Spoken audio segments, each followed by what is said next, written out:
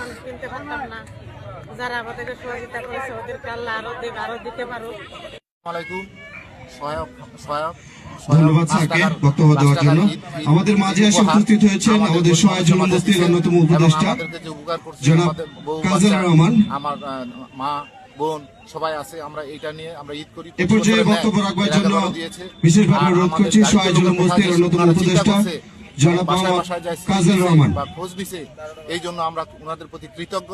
যারা এগুলা আমাদেরকে দিছে সবার সহযোগিতায় আমরা তাদের জন্য সবার জন্য দোয়া করবো।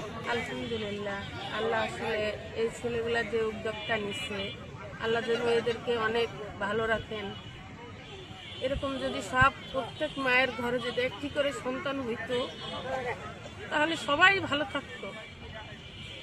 আসলে এরা আমাদেরকে অনেক উপকার করছে, কারণ একটু ভালো খাওয়া এটাই কিন্তু মানুষ ঈদ উপলক্ষে এরা আয়োজন করছে।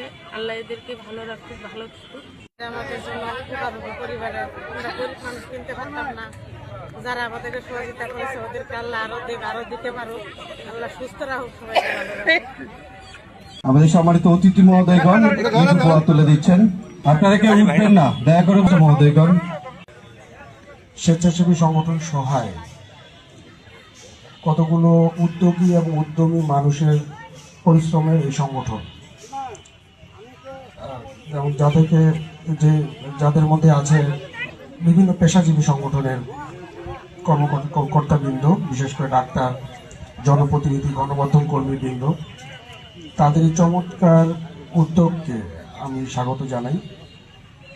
যেটা জানতে পারলাম যে 750 টাকা দ্রব্য সামগ্রী দেওয়া হচ্ছে মাত্র 5 টাকার একটা টোকেন মূল্যে। সংগঠন আয়োজিত আজকের এই ঈদ বাজার যে অনুষ্ঠানটি করছে, প্রতি বছরই সেই দীর্ঘদিন থেকে আমাদের শহরে কিছু ছোট ভাই উদ্যোগী ছেলে যারা এই ভালো কাজটির সাথে দীর্ঘদিন থেকে আছেন। শুধু ঈদ বাজার না, আমরা দেখেছি করোনার সময় দীর্ঘদিন ঠাকুরগাঁও চৌরাস্তায় স্বল্পমূল্যে সাধারণ মানুষকে সহযোগিতা করেছে।